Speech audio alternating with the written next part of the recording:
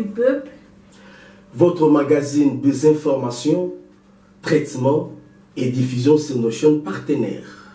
Info du peuple, c'est aussi la couverture médiatique, annonces et publicité de vos produits et vos entreprises.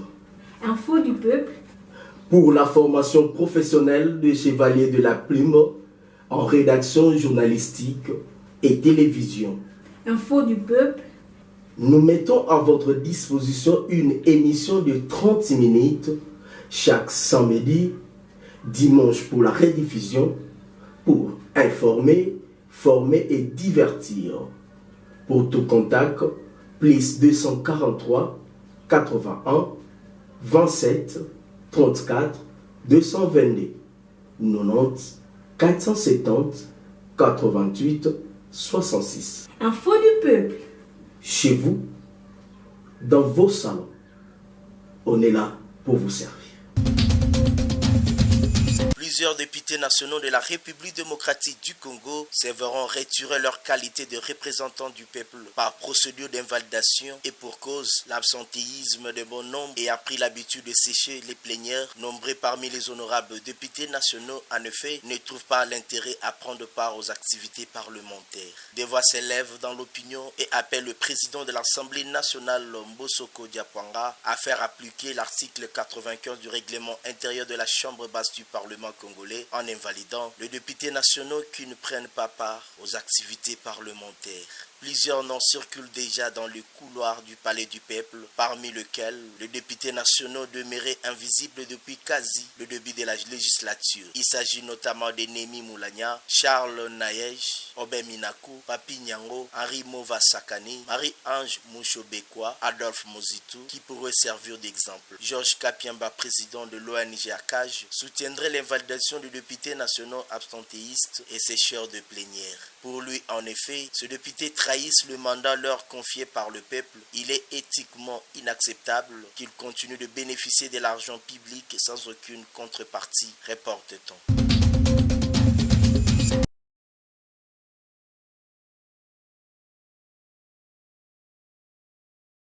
Moussambia, vous avez la parole, collègue. Honorable président de l'Assemblée nationale, honorables membres du bureau, chers collègues, je prends la parole par motion d'information.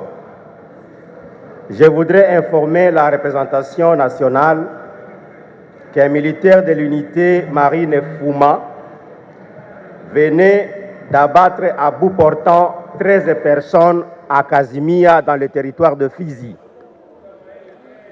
En effet, honorable président, depuis plus de 6 ans, la presqu'île d'Ubwari et le bord du lac du secteur de Nganja est victime de la présence des militaires marins de l'unité Fouma qui se distinguent dans les tracasseries et tueries de la population de toutes sortes. Pendant nos vacances parlementaires, nous avons enregistré des abus graves d'atteinte aux droits de l'homme dans cette contrée. Aujourd'hui, vers 11 h, une embarcation qui quittait le village Casimia vers le village Kizozi prenait à son bord des paisibles citoyens et un militaire. Et du coup, ce militaire va tirer sur 13 personnes. Le bilan actuel est de 6 personnes mortes et 7 blessés graves qui sont actuellement pris en charge au centre hospitalier de Casimia. Honorable Président, la population du territoire de Fizi est victime du comportement barbare des militaires FARDC dans plusieurs villages. Notamment, je peux citer la multiplicité des barrières payantes qui sont érigées en complicité avec les commandants des bataillons de la place. Pour voyager en territoire de Fizi, ne serait-ce que pour une distance de 10 km, il vous faut préparer au minimum 5 000 francs congolais qu'il faut payer dans les différentes barrières que les militaires érigent en cours de chemin. Nous dénonçons cette pratique incivique qui tient à rançonner la population et nous voudrions quand même qu'une action soit faite pour décourager pareille pratique. Enfin, honorable président, nous demandons qu'une mission d'enquête parlementaire. Collègue Nsingi Pouloulou. Merci, Président et dignitaires à l'Orient, vous tous mes très chers collègues. Ce n'est plus un secret. Nous avons tous suivi, à travers les médias internationaux et locaux, à travers les réseaux sociaux et autres moyens, qu'un État européen va délocaliser les réfugiés qu'il juge indignes vers un pays proche ou frontalier de la République démocratique du Congo, notre pays.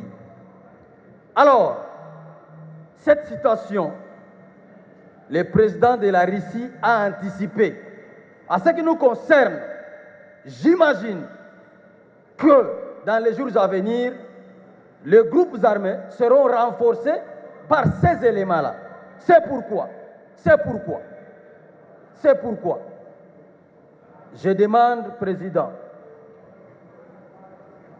que vous tous, chefs de corps et des institutions, chacun dans ce qui lui concerne, de prendre cette question au sérieux, très au sérieux. Ça, c'est notre pays que nous allons léguer à la génération future. Nous ne voulons pas de commencer à réagir, à subir. La force ne reconnaît que la force. Président, je vous ai demandé l'autre fois, regardez votre âge. Vous devez léguer le meilleur de vous-même à la génération future. Cette question n'est pas à prendre à la légère. Les Nations Unies même ont réagi en disant qu'ils n'étaient pas d'accord. Si les Nations Unies réagissent, il revient à notre responsabilité. C'est notre pays, c'est notre terre. Cette histoire de brassage à tout moment pour infiltrer la République, vous savez que les groupes armés, à chaque fois qu'ils attaquent, à un certain moment, il y aura des accords de paix et finalement brassage. C'est par brassage que nous connaissons l'infiltration. Président, mon père, président, cette question n'est pas à laisser, n'est pas à traiter à la légère, n'est pas même à oublier qu'un collègue adresse une question au ministre des Affaires étrangères sur cette question. Président, il y a péril en demeure, président. Il y a péril en demeure, président. Il y a péril en demeure. J'étais au mois de janvier en Europe. Au mois de janvier, j'étais en Europe. Je sais de quoi je parle, président. Au mois de janvier, j'étais en Europe. J'ai sillonné les 4 pays là. J'étais à Bruxelles, j'étais à Paris, j'étais à Londres, et j'étais en Allemagne, j'étais à Genève. Président, il y a péril en demeure. Les mots ont l'air contenus. Ils ont bien souligné les réfugiés qu'ils traiteront illégaux. Ils ont bien souligné les mots. Et les mots ont l'air contenus. Quand ils refusent leurs frères qui se trouvent dans d'autres pays pour de rentrer chez eux parce qu'ils n'ont pas de l'espace, à combien plus forte raison ils peuvent accepter? Comment ils peuvent accepter? J'ai dit président. Merci collègue. Merci collègue, merci. Vous avez attiré notre attention, on va y veiller. Merci collègue. Oyo bakini débat dans l'Assemblée nationale pour la chantage politique. Dipo viva. Tolobi bazonga na débat. Et Assemblée nationale to oké bisayango. Ba céder na chantage ceux qui moquaient. Ceux qui moquaient. Bato balingo ke maponamité batika la libanda bote. Est-ce que mboke kokufa? Est-ce que ceux qui bango baké maponamité mboke kokufa? Tozo ke ne maponami. Dipo viva. Dipo viva. Toboyi ba parlementaire debout dans l'Assemblée nationale. Bati que la parlementaire debout ya Dipo basa la musala na bango ya ki parlementaire de bazalaka élu pour na ba siéger. Donc dialogue et kozalate. Ceux qui ba luka dialogue pour la bakota gouvernement ndenge ba mesana et kozala opposition de côté les melango. Toboyi makambo contrainte kingani au dialogue au gouvernement et à large union nationale avec 100 ministres qu'on a pillé l'Isumboka. Dipo ebo yango, Dipo viva! Viva! Baluka dialogue pour nani pour na piller Mboka. Dipo viva! Viva! Baluka dialogue pour nani pour na piller Mboka. Bango moko balia. Lelo oyo c'est une eza neutre. Tokende siko maponami na arbitre azali neutre. Ba mesana ka kozala na ba membre na CENI pour na tricher. Dipo viva. Et ko écarter ba jeune o bozali Dipo viva. Maintenant bazobanga boyi bazobanga nini?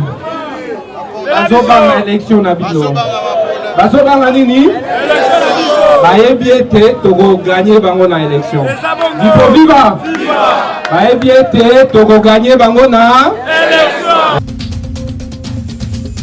Dans la soirée, le message de convocation d'une plénière pour ce jeudi 14 avril 2022 afin d'examiner la proposition de loi modifiant la loi électorale et cela sans aucun consensus ait été préalablement dégagé entre les forces politiques et sociales.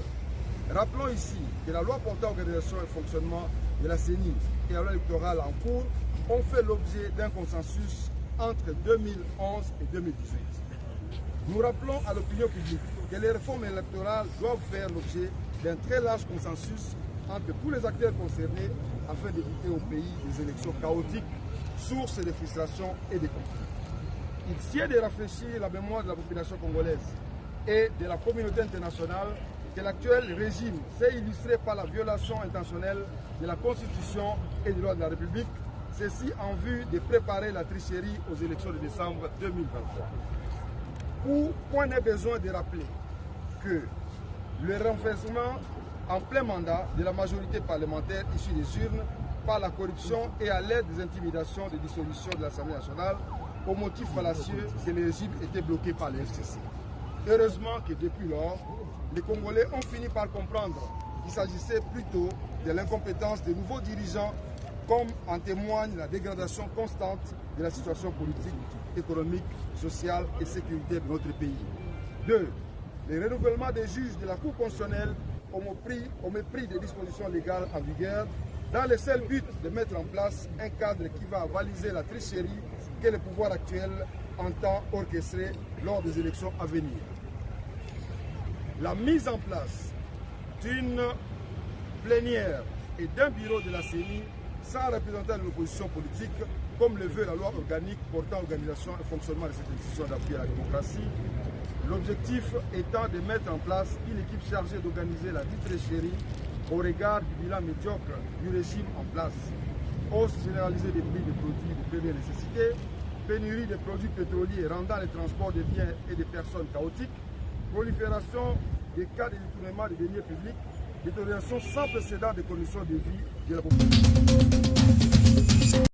Nous risquons de manquer d'arguments à l'endroit de la population congolaise si rien n'est fait d'ici 2023. C'est avec regret que le président de l'armée des bâtisseurs tshisekédistes a lancé ce message auprès du chef de l'État suite à la crise économique qui sévit actuellement en RDC. Nous, le peuple, va nous pourchasser. Nous aurons des difficultés à aller dire même le peuple d'abord dans la campagne il y a 2023. Togo risquer de parce que vous êtes mal entourés. Ça, je l'ai dit. Yo conseiller président, on a dit pas na passo la salle. Moi, je suis pas là pour dire Fatih béton, non. Je dois vous le dire, monsieur le président. Comme on nous empêche de venir vous le dire, dans la cité de l'Ola, on doit appeler la presse pour côté là, pour nos places, maman Denis. Il est cependant contre la proposition de l'opposition, celle d'aller au dialogue, car c'est, dit-il, son parti soutient la tenue des élections. Nous acceptons, nous sommes prêts pour les élections avec ou sans recensement. Les présidents de l'armée des bâtisseurs tshisekédistes souhaitent les remaniements le plus vite que possible du gouvernement de Warrior, car selon lui, certains membres de ce gouvernement n'ont pas bien accompli leur mission. Malgré le gouvernement Yassama, ils ont mérité remaniement. Parce qu'on ne peut pas voir des gens comme Bassé, le milieu de mon parti, même de l'intérieur, manifester ou une incapacité notoire qui fasse en école du parti. Il a profité de l'occasion pour inviter le peuple katangais à ne pas céder au tribalisme, car a-t-il ajouté que ce fléau freine l'épanouissement à la nation. Vaut mieux la fin de toutes choses que son commencement, dit-on. Les cadres et membres de l'Union pour les valeurs tshisekédistes, UVT en sigle, ont été aux anges à ces jours de recevoir entre les mains du président national d'intérim de ces partis politiques, assisté par ses deux vice-présidents nationaux en charge des questions politiques, juridiques et électorales, Maître Patrick Olongo, et celle chargée d'implantation, mobilisation et communication, Madame Clarisse Baby, le brevet sanctionnant la fin des formations des communicants. Organisatrice de ces assises, Madame Baby Clarisse n'est pas allée sur le dos de la cuillère pour exprimer ses impressions. Bon, je suis dans la joie parce que déjà avoir la confiance de chef de nos pairs politiques pour organiser une telle activité, dont je dis telle activité parce qu'elle n'est pas la moindre, c'est l'activité même au cœur d'un parti politique. Former un communicateur, c'est ça qu'il faut et c'est une chose que beaucoup de partis n'ont pas réussi à faire, mais nous l'avons fait au sein de l'Union pour les valeurs tshisekédistes en vue d'outiller nos candidats communicateurs qui sont dès à présent de vrais communicateurs de l'UVT avec de la matière. Comment vont-ils se défendre? Parce qu'avant de défendre un parti politique, il faut le connaître. Voilà pourquoi, au bout de ces 3 jours, nous disons que nos communicateurs sont prêts. Je ne peux qu'être dans la joie parce que c'est une réussite. Non, c'était d'abord dans les buts de relever le niveau. Parce que je dis, tous ceux qui ont participé à cette formation n'étaient pas ignorants. Juste relever le niveau et donner peut-être l'information qu'ils n'avaient pas. C'est pourquoi on a pu aligner ces 3 jours. Le premier jour était consacré à l'historique, l'idéologie ainsi que la structure organisationnelle du parti. Le deuxième jour, c'était la vision politique qui était une matière nouvelle pour le membre de l'Union pour les valeurs tshisekédistes. Vous savez que c'est un parti qui est en train de décoller. Et puis former ou venir en appui avec la communication et la communication politique, c'était une chose très importante parce que nous communiquons, certes, mais comment communiquer? On a voulu que nos communicants communiquent comme il se doit, que nous ne parlions pas comme tous les autres. Voilà pourquoi nous nous sommes dit, pour faire la différence avec les autres, l'Union pour les valeurs tshisekédistes devrait former ses communicants et c'est ça qui a été fait. L'Union pour les valeurs tshisekédistes demeure un parti politique qui croit que les valeurs qu'incarne le fait Dr Etienne Tshisekedi Wamulumba sont l'unique moyen pour relever la République démocratique du Congo. Joyeuse Pâques. Qu'est-ce que cela peut signifier pour des milliers de Congolais affamés qui n'ont pas de quoi manger à Pâques? Que signifie Joyeuse Pâques pour nos frères et sœurs de l'Est qui ne peuvent pas aujourd'hui célébrer Pâques en famille parce que dispersés dans la forêt ou qui sont sur les qui-vive, ne sachant pas ce qui peut leur arriver à tout moment? Comment croire que Jésus vit et agit dans notre pays, lui qui a soulagé la souffrance des milliers de personnes, pendant que beaucoup de nos frères et sœurs croupissent dans la misère? Chers frères et sœurs, Jésus est passé par là. Mon Dieu, pourquoi m'as-tu abandonné? A-t-il crié. La joie pascale n'est pas un triomphe cadeau, mais plutôt un au-delà du calvaire. C'est le bout d'un chemin pas toujours agréable. Nous partagerons avec le Christ la vie du ressuscité seulement si nous suivons le chemin qu'il nous a indiqué, l'amour, la miséricorde, l'humilité qui comporte parfois l'humiliation, le courage de dire non au diable ou à ses disciples. Tant que notre pays, la RDC, ne cessera de faire la promotion des antivaleurs qui sont du registre de la mort, la vie que le Christ voudrait nous donner en abondance ne sera pas une réalité pour beaucoup de Congolais. Invoquons la lumière du Christ ressuscité sur chacun des Congolais pour que nous identifions dans l'humilité les forces de la mort et d'esclavage dans notre pays, afin de nous en libérer et de nous engager sur le chemin qui conduit le plus vite possible au bien-être du peuple congolais. Joyeuse Pâques.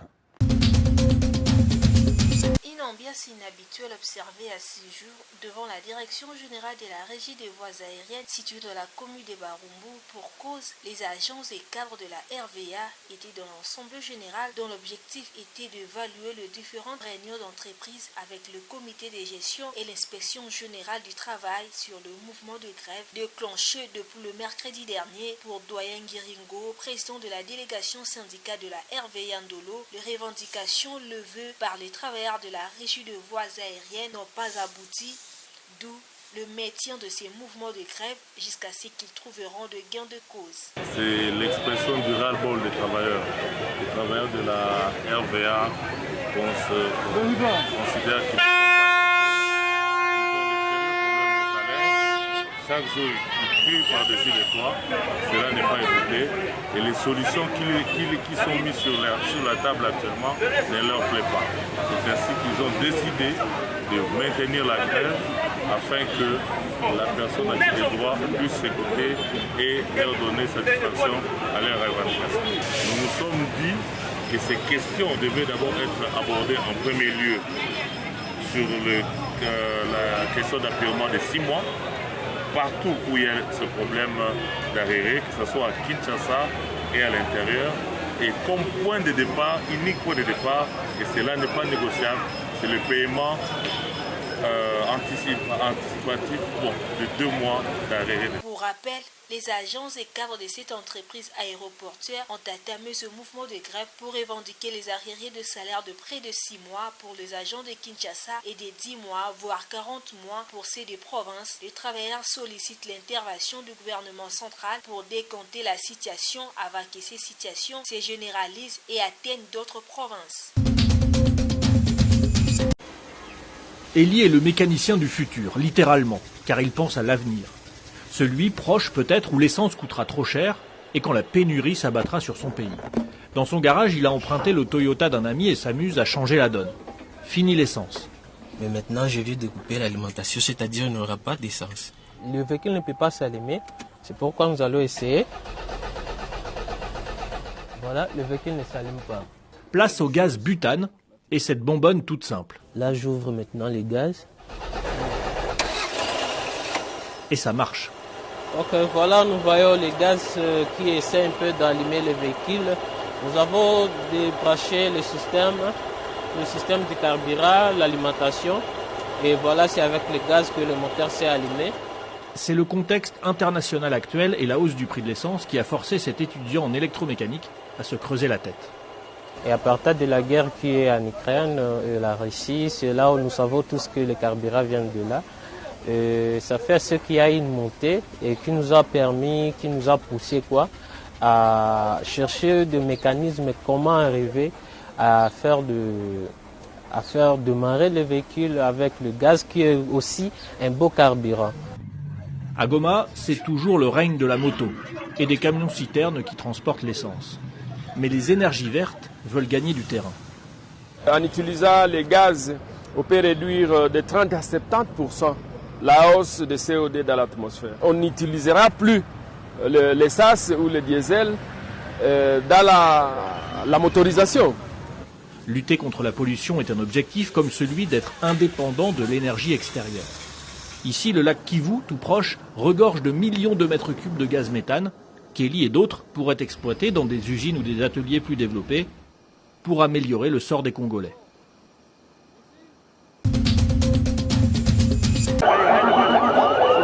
Dès le début de la l'après-midi, les colons de militants de partis politiques et d'autres structures de l'Union sacrée de la nation au Katanga ont convergé vers les stades de Lubumbashi Sport dans la cité Gécamine. D'autres ont carrément préféré escorter le cortège de leur coordonnateur et gouverneur de province, Jacques Yaboula Katoué, de la route Kipushi jusqu'au lieu de la rencontre dans une ambiance plus qu'effective. Derrière le stade de Gécamine, la foule a bravé la pluie pour témoigner son attachement à leur leader et chef de l'État, Félix-Antoine Tshisekedi Tshilombo, face à ces derniers, aux membres et cadres du parti politique, de députés, ministres et provinciaux, ainsi que de membres du cabinet du gouverneur. Le coordonnateur de l'Union sacrée et gouverneur du Haut-Katanga a demandé une minute de silence en mémoire de l'ancien coordonnateur, fait Gabriel Kungua Kumwanza. Jacques Yaboula Katoué invitera tout le monde à privilégier de vivre ensemble l'union et la paix derrière le chef de l'État Félix-Antoine Tshisekedi, gage du développement du Haut-Katanga. L'Union sacrée, cette fusion du chef de l'État qui place le peuple congolais au centre de toutes actions sur le plan social. Jacques Yaboula Katoué a promis de résoudre le problème de l'électricité à Makipisha et réhabiliter l'avenue Kinshasa dans un bref délai. Le message,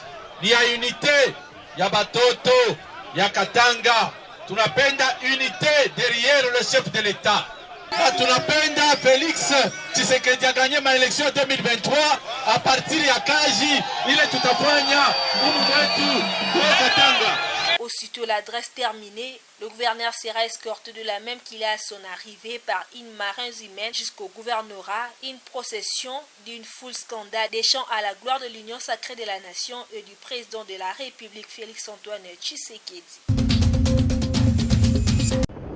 12 000 hectares de terres agricoles vont être mis à la disposition du Rwanda dans 3 départements de la République du Congo.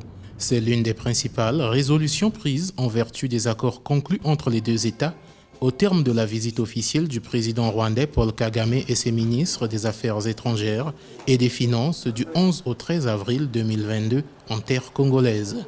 Le leitmotiv de la visite de Kagame au Congo, c'est pour venir justement signer ces accords. On parle de la cession de pratiquement 12 000 hectares de terre, mais aussi, surtout, le contrat qui est, n'est-ce pas, attribué au holding Crystal Venture. Et on parle quand même de plus de 110 milliards de francs CFA qui sont versés par Kigali pour donc racheter les zones industrielles de Maluku. La République du Congo compte 10 à 12 millions de terres arables, dont moins de 5% sont exploitées pour une agriculture vivrière. Par ailleurs, les deux chefs d'État ont assisté aux signatures de 2 accords, 3 protocoles, 2 mémorandums d'entente et une convention de concession dans le domaine agricole.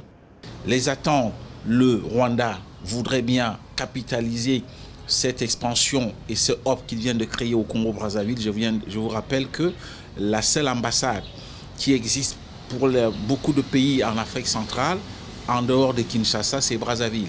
Donc Kagame est un peu stratégique, a compris que le Congo peut être le hub à partir duquel il peut mener ses affaires en direction de l'Afrique centrale, mais aussi, pourquoi pas, de l'Afrique tout entière. Paul Kagame et Denis Sassou Nguesso ont demandé à leurs gouvernements respectifs de s'activer à l'élaboration des plans d'action pour débuter l'exécution des accords qui ont été conclus. Le chef d'État rwandais a achevé son séjour en République du Congo par la visite des sites culturels, industriels et agropastoraux à Oyo dans le département de la Cuvette. À travers cette visite, les deux chefs d'État veulent désormais démontrer le potentiel de la coopération sud-sud au service du développement de l'Afrique. Info du peuple. Votre magazine des informations, traitement et diffusion sur nos chaînes partenaires. Info du peuple. C'est aussi la couverture médiatique, annonces et publicité de vos produits et vos entreprises. Info du peuple.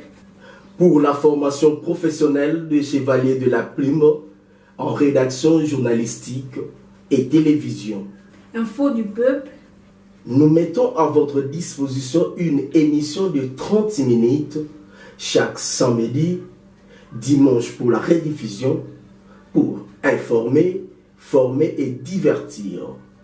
Pour tout contact, plus 243 81 27 34 222 90 470 88 66. Info du peuple. Chez vous, dans vos salons, on est là pour vous servir.